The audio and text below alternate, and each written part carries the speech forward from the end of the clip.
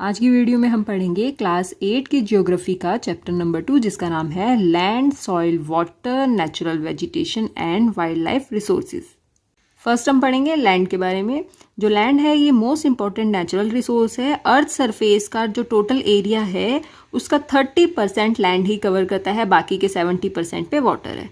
अब देखो, जो अर्थ के डिफरेंट पार्ट हैं उनमें पॉपुलेशन अनइवनली डिस्ट्रीब्यूटेड है। अनइवनली डिस्ट्रीब्यूटेड क्यों है? ये डिपेंड करता है कुछ फैक्टर्स पे, जैसे लैंड टाइप कैसा है एंड क्लाइमेटिक कंडीशंस कैसी हैं वहाँ की। देखो, जो स्टीप स्लोप्स होते हैं माउंटेन्स की एंड डेजर्ट एरियाज हैं या फिर जो थिक फॉरेस्टेड एरियाज हैं वहाँ पर लेस पॉपुलेशन होती है, जबकि जो प्लेन्स हैं एंड जो रिवर वैलीज हैं वहाँ पर ज़्यादा पॉपुलेशन होती है। देखो, होता क्या है कि जो प्लेन्स एंड रिवर वैलीज हैं वहाँ पर ज़्यादा रिसोर्सेज हैं। ज़्यादा रिसोर्सेज होंगे तो पॉपुलेशन ज़्यादा होगी, एंड यहाँ पर जो डेजर्ट एरियाज़ हैं एंड जो थिक फॉरेस्टेड एरियाज़ हैं वहाँ पर रिसोर्सेज कम हैं, जिसकी वजह से वहाँ पर लेस पॉपुलेशन है। नेक्स्ट है लैंड यूज़। देखो, लैंड का यूज़ होता है एग्रीकल्चर, फॉरेस्ट्री, माइनिंग, हाउसेस बनाने में, रोड बनाने में लैंड का यूज़ किया जाता है। ठीक है, उसके बाद है कि जो लैंड यूज़ है ये वेरियस फैक्टर्स पे डिपेंड करता है, जैसे फिजिकल फैक्टर्स। फिजिकल फैक्टर्स में आते हैं topography, soil, minerals, climate, availability of water. देखो, अब एग्रीकल्चर के लिए ऐसी लैंड यूज़ में लाई जाती है जहाँ पर वाटर इजीली अवेलेबल हो। ठीक है, माइनिंग के लिए वो वाली लैंड यूज़ में लाई जाती है जहाँ पर मिनरल्स अच्छी अमाउंट में प्रेजेंट हो। नेक्स्ट है लैंड 2 टाइप की होती है, private land and community land. देखो, जो प्राइवेट लैंड है उसके ऊपर किसी एक इंडिविजुअल का हक होता है। ठीक है, लेकिन जो कम्युनिटी लैंड है उस पर बहुत सारे लोगों का हक होता है, यानी कि एक कम्युनिटी का एक हक होता है ताकि वो फॉडर, फ्रूट्स एंड नट्स को वहाँ से कलेक्ट कर सकें। देखो, जो कम्युनिटी लैंड है इसे कॉमन प्रॉपर्टी रिसोर्स भी बोलते हैं। इसके बाद है कि जब पीपल ज़्यादा होंगे तो पीपल्स की डिमांड भी ज़्यादा होगी, लेकिन जो लैंड है वो लिमिटेड है, तो पीपल्स की डिमांड को फुलफ़िल करने के लिए जो कॉमन लैंड है इसको तो कमर्शियल एरियाज़ बनाने के लिए यूज़ कर लिया जाता है, एंड जो एग्रीकल्चरल लैंड है इसका यूज़ कर लिया जाता है रूरल एरियाज़ बनाने के लिए। अब देखो, पॉपुलेशन इंक्रीज़ हो रही है, उसकी वजह से एग्रीकल्चरल लैंड का एक्सपेंशन हो रहा है, कंस्ट्रक्शन एक्टिविटीज़ इंक्रीज़ हो रही हैं, इनकी वजह से लैंड डिग्रेडेशन हो रहा है, सॉइल इरोजन होता है, लैंडस्लाइड्स होते हैं, डेजर्टिफिकेशन हो रहा है। ठीक है, तो जो ये सभी चीज़ें हैं ये हमारे एनवायरनमेंट के लिए थ्रेट है। नेक्स्ट है कंजर्वेशन ऑफ लैंड रिसोर्सेज। देखो, पॉपुलेशन इंक्रीज़ हो रही है, पॉपुलेशन की डिमांड भी इंक्रीज़ हो रही है, जिसकी वजह से फॉरेस्ट एंड लैंड का डिस्ट्रक्शन हो रहा है।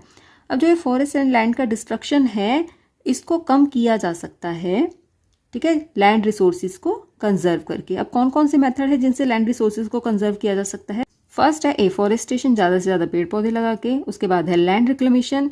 उसके बाद है regulated use of chemical pesticides and fertilizers. Fertilizers and pesticides का रेगुलेटेड यूज़ ही होना चाहिए। अगर इसका ज़्यादा से ज़्यादा यूज़ होगा, मतलब एक्सेसिव यूज़ होगा, तो जो सॉइल है वो पॉल्यूटेड हो जाएगी केमिकल्स की वजह से। उसके बाद है कि जो ओवर ग्रेजिंग है उस पर रोक लगानी चाहिए।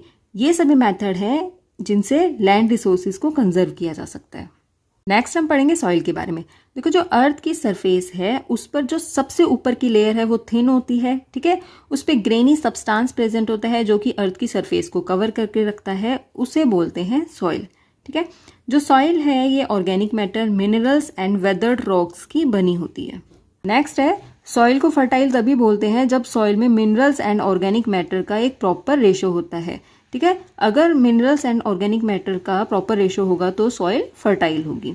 नेक्स्ट है फैक्टर्स ऑफ सॉइल फॉर्मेशन, जिसमें फर्स्ट फैक्टर है पेरेंट रॉक। देखो, जैसी पेरेंट रॉक होगी, मतलब जो कैरेक्टर्स पेरेंट रॉक में होंगे वही कैरेक्टर्स आएंगे सॉइल में। ठीक है, क्योंकि पेरेंट रॉक से ही सॉइल बन रही है। तो जैसे colour, texture, chemical properties and minerals parent rock में होंगे, सेम वही सॉइल में होंगे।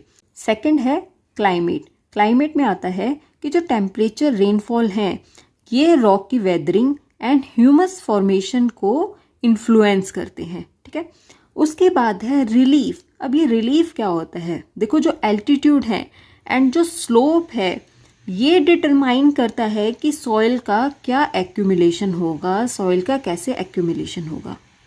नेक्स्ट है फ्लोरा, फोना एंड माइक्रो ऑर्गेनिजम्स। देखो जो flora fauna and micro organism है ये ह्यूमस फॉर्मेशन में हेल्प करते हैं, ठीक है। जो डेड ऑर्गेनिक मैटर है उसको micro organism simple organic matter में कन्वर्ट कर देते हैं एंड सॉइल में मिला देते हैं।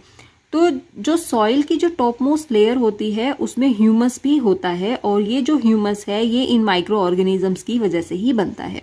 नेक्स्ट है टाइम। देखो जो टाइम है वो डिटरमाइन करता है कि सॉइल प्रोफाइल की थिकनेस क्या होगी। अगर मान लो कोई रॉक वेदर हो रही है, ठीक है, वहाँ पर अगर आप 1 साल बाद देखोगे तो जो सॉइल है उसकी लेयर एक पतली सी लेयर होगी, लेकिन अगर आप 100 साल बाद जाके देखोगे तो वहाँ पर जो सॉइल है उसकी लेयर बहुत ज़्यादा मोटी होगी। तो ये टाइम पर ही तो डिपेंड कर रहा है ना कि सॉइल प्रोफाइल की जो थिकनेस है वो कैसी होगी। नेक्स्ट है लैंडस्लाइड्स। लैंडस्लाइड्स क्या होता है? देखो जब बहुत सारी रॉक डेब्रीज किसी ढलान से नीचे की तरफ आ जाती हैं तो उसे बोलते हैं लैंडस्लाइड्स, ठीक है। अब कॉजेज क्या है लैंडस्लाइड्स के? Earthquakes, floods, volcanoes, prolong rainfall. देखो जब ज़्यादा बारिश होती है तो बोलते हैं कि हिली एरियाज़ में नहीं जाना चाहिए, वहाँ पे लैंडस्लाइड हो जाएगा, ठीक है। वहाँ पर इसीलिए लैंडस्लाइड हो जाता है ज़्यादातर क्योंकि वहाँ पर लगातार बारिश होती रहती है। नेक्स्ट है मिटिगेशन मैकेनिज्म। इसके लिए कुछ टेक्निक फॉलो की जाती हैं।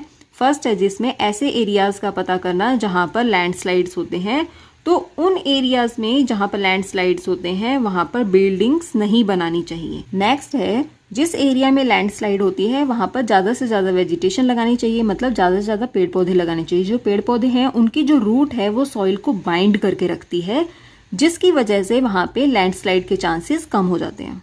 थर्ड टेक्निक है जिससे लैंडस्लाइड को रोका जा सकता है, वो है रिटेंशन वॉल का कंस्ट्रक्शन करके, ठीक है। किसी पहाड़ी के पास जहाँ पर लैंडस्लाइड के चांसेस ज़्यादा होते हैं वहाँ पर रिटेंशन वॉल बना देनी चाहिए, ताकि अगर पहाड़ी से कोई सॉइल या फिर कोई रॉक अगर नीचे आती है तो वो रिटेंशन वॉल उसको रोक लेती है, ठीक है।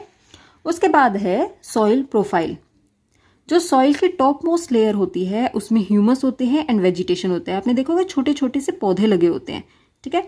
उसके बाद जो सेकेंड लेयर है उसमें सैंड होती है, सिल्ट होती है एंड क्ले होती है। जो थर्ड लेयर है उसमें वेदर्ड रॉक मटेरियल होता है। आपने देखा है ना छोटे छोटे कंकड़ पत्थर से होते हैं, वो होता है वेदर्ड रॉक मटेरियल। उसके बाद जो इनर मोस्ट लेयर होती है सॉइल प्रोफाइल की वो है पेरेंट रॉक। पेरेंट रॉक से ही सॉइल बनती है। नेक्स्ट है डिग्रेडेशन ऑफ सॉइल। देखो जो मेजर कॉजेज हैं सॉइल डिग्रेडेशन के वो है soil erosion, soil depletion, landslides, flood and deforestation. Next हम पढ़ेंगे methods of soil conservation. First है मल्चिंग। देखो होता क्या है कि जहाँ पर प्लांट्स लगे होते हैं वहाँ पर 2 प्लांट्स के बीच में जगह खाली होती है, ठीक है। उस जगह को अगर ऑर्गेनिक मैटर जैसे स्ट्रॉ से यानी कि जो भूसा होता है उससे कवर कर दिया जाए तो उस जगह की सॉइल का मॉइस्चर बना रहेगा, ठीक है। इसे बोलते हैं मल्चिंग। सेकंड है रॉक डैम। जो रॉक डैम है वो कैसे बनता है? पत्थरों को एक के ऊपर एक रख के रॉक डैम बनता है, जिसकी वजह से जो वाटर का फ्लो है वो कम हो जाता है। अब देखो जब वाटर फ्लो करता है तो अपने साथ सॉइल को भी ले जाता है। अगर वाटर का फ्लो कम होगा तो जो सॉइल लॉस है वो भी कम होगा। थर्ड है टेरेस फार्मिंग। टेरेस फार्मिंग में क्या होता है कि जो हिली एरियाज हैं वहाँ पर हिल्स के ऊपर ब्रॉड फ्लैट स्टेप्स बना लिए जाते हैं, ठीक है। तो जो फ्लैट सरफेसेस हैं इन्हीं पर ही क्रॉप्स को ग्रो किया जाता है। जो ये फ्लैट सरफेसेस हैं इनके क्या फ़ायदे होते हैं? एक तो ये जो ये वाटर का फ्लो है उसको कम कर देते हैं। सेकंड सॉइल इरोजन कम होता है। फोर्थ है इंटरक्रॉपिंग। इंटरक्रॉपिंग में क्या होता है कि जो डिफरेंट क्रॉप्स हैं उनको ऑल्टरनेट रोज में ग्रो किया जाता है। साथ के साथ जो ये क्रॉप्स हैं उनको डिफरेंट टाइम्स पे लगाना चाहिए ताकि जब बारिश हो तो बारिश के पानी के साथ सॉइल ना बह जाए। इस तरह से इंटरक्रॉपिंग मेथड है वो हेल्प करता है सॉइल कंजर्वेशन में। फिफ्थ है शेल्टर बेल्ट्स। देखो बहुत सारे एरियाज ऐसे हैं जहाँ पर बहुत ज़्यादा हवाएं चलती रहती है, बहुत ज़्यादा आंधी आती है। हवाओं की वजह से क्या होता है कि जो सॉइल की टॉप मोस्ट फर्टाइल लेयर है वो हवा के साथ उड़ जाती है, ठीक है। तो हवा के साथ जो सॉइल की टॉप मोस्ट फर्टाइल लेयर है वो ना उड़ जाए उसके लिए उस एरिया में बहुत सारे ट्रीज लगाने चाहिए, ठीक है। अगर ज़्यादा से ज़्यादा ट्रीज होंगे तो जो विंड है उसकी मूवमेंट कम होगी। सिक्स्थ है काउंटर बैरियर्स। देखो कुछ ऐसे एरियाज होते हैं जहाँ पर स्टोन्स, ग्रास एंड सॉइल्स के बैरियर बना लिए जाते हैं, ठीक है।